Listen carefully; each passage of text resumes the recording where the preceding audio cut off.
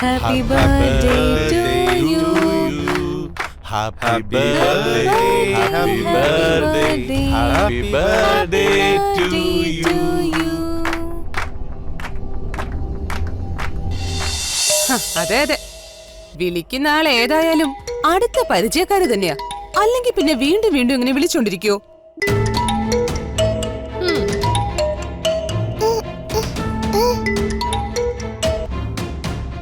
Hello Sanjay emergency ആയി office വരെ വരണം. സോറി താര, കണ്ടില്ലേ, എനിക്കിപ്പോ വരാൻ പറ്റില്ല.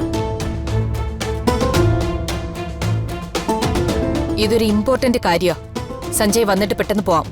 പറ്റില്ല താര, അതിലും ഇമ്പോർട്ടന്റ് ആയ കാര്യത്തിലാ ഞാനിപ്പോ നിൽക്കുന്നത്.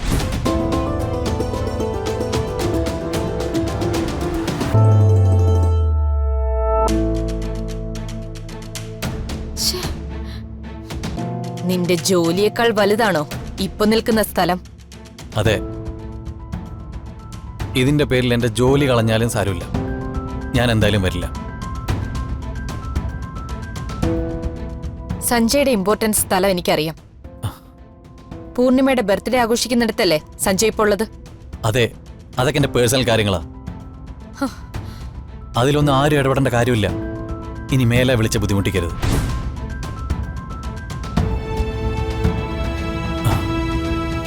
ഹലോ ഹലോ സഞ്ജയ്,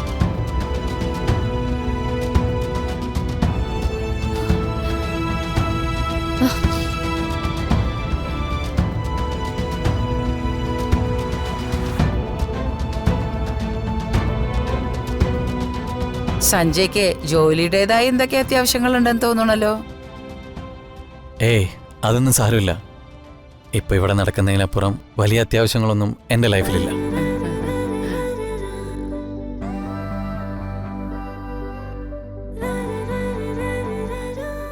ഗിഫ്റ്റിന്റെ ഒന്നും ആവശ്യമില്ലായിരുന്നു സഞ്ജയ്.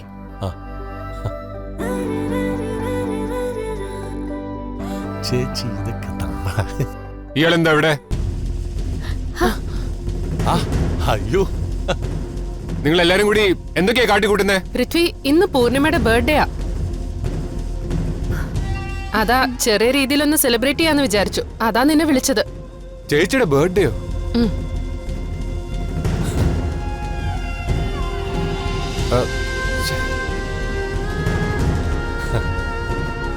എന്നിട്ടെന്താ ഇത് ആരും എന്നോട് ഇത് പറയാതിരുന്നത്?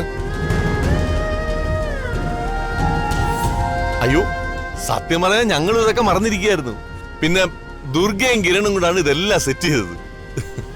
ഓ, അപ്പൊ ഇവര് തന്നെ ആയിരിക്കും ഇദ്ദേഹത്തിനെ വിളിച്ചു വരുത്തിയത്.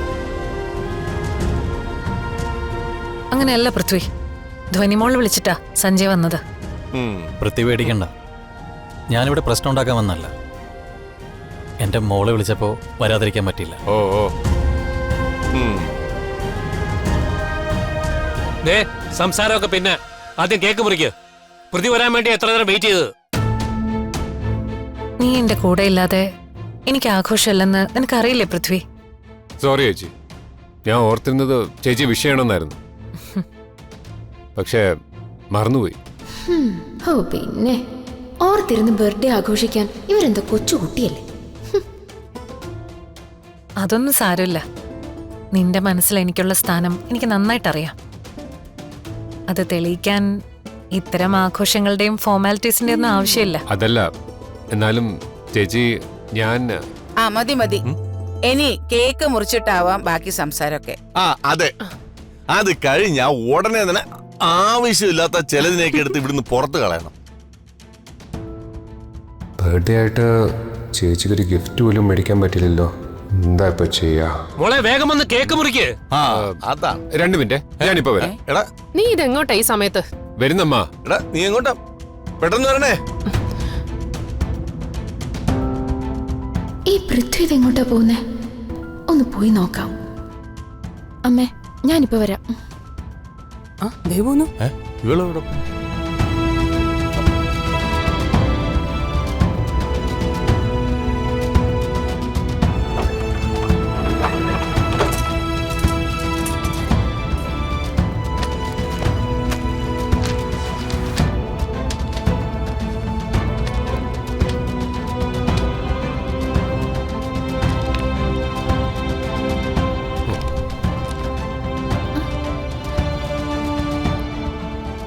പൃഥ്വി എന്താ ഇവിടെ ചെയ്യുന്നേ?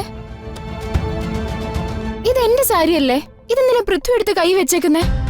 എടോ ഇത് പുതിയ സാരിയല്ലേ? ആ തൽക്കാലം ഈ സാരി ചേച്ചിക്ക് ബർത്ത്ഡേ ഗിഫ്റ്റ് ആയിട്ട് കൊടുക്കാം. ഇതോ? അതൊന്നും പറ്റില്ല, എങ്ങെടുത്തേ. എടോ ഇന്ന് ചേച്ചിയുടെ ബർത്ത്ഡേ ആണെന്നുള്ള കാര്യം ഞാൻ മറന്നുപോയി. എന്തെങ്കിലും ഗിഫ്റ്റ് കൊടുത്തില്ലെങ്കിൽ അത് മോശമല്ലേ അശി? എന്ന് കരുതി എന്റെ ഈ സാരി കിട്ടിയോളോ? എടോ തനിക്ക് ഞാൻ പുതിയൊരു സാരി വാങ്ങി തരാം. പുതിയ സാരി ചേച്ചിക്ക് വാങ്ങി കൊടുത്താൽ മതി. ഇത് ഞാൻ തരില്ല. ഞാൻ ഒരുപാട് ഇഷ്ടപ്പെട്ട് വാങ്ങിച്ച സാരിയാ. അശി ഞാൻ പറയുന്നു താനൊന്ന് മനസ്സിലാക്ക്. ഇല്ല പൃഥ്വി, ഞാൻ ഇത് സമ്മതിക്കില്ല. അല്ലെങ്കിൽ തന്നെ ബർത്ത്ഡേ ദിവസം ഗിഫ്റ്റ് കൊടുത്തില്ലെങ്കിൽ എന്താ? ചേച്ചി കൊച്ചു കുട്ടിയൊന്നും അല്ലല്ലോ. ഇത്രയും പ്രായമായ ഒരാൾക്ക് ബർത്ത്ഡേ കേക്ക് മുറിക്കേണ്ട ആവശ്യം പോലും ഇല്ല. അശി തർക്കിക്കാൻ സമയമില്ല. എന്നെ ഈ ക്രൈസിസ് നിന്ന് രക്ഷിക്കേണ്ടത് നിന്റെയും കൂടെ കടമയാണ്. ഈ സാരി ചേച്ചിക്ക് കൊടുക്കാൻ സമ്മതിച്ച ഇതിനേക്കാൾ നല്ല 3 സാരി ഞാൻ നിനക്ക് നാളെ തന്നെ വാങ്ങിത്തരാം. എന്താ പോരെ? എടോ എന്താ അശി പ്ലീസ്. ഇന്ന് ചേച്ചിക്ക് ഗിഫ്റ്റ് കൊടുക്കാൻ പറ്റിയില്ലെങ്കിൽ അതിന്റെ വിഷമം ഈ വർഷം മൊത്തം ഉണ്ടാവും. ശരി, ഞാനിത് തരാം. ഓ പക്ഷെ ഇതിലും നല്ല 3 സാരി എനിക്ക് നാളെ തന്നെ വാങ്ങി തരണം. ഏറ്റു. നാളെ തന്നെ നമുക്ക് പോയി വാങ്ങാം. എന്താ പോരെ? മതി.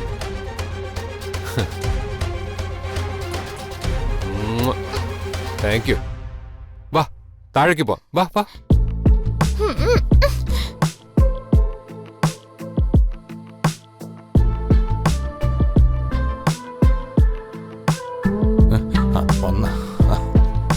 ചേച്ചി ഹാപ്പി ബർത്ത്ഡേ.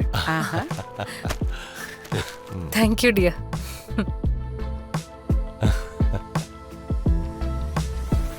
ഇനി നമുക്ക് കേക്ക് മുറിക്കാം. ആ ഓക്കെ. വാ.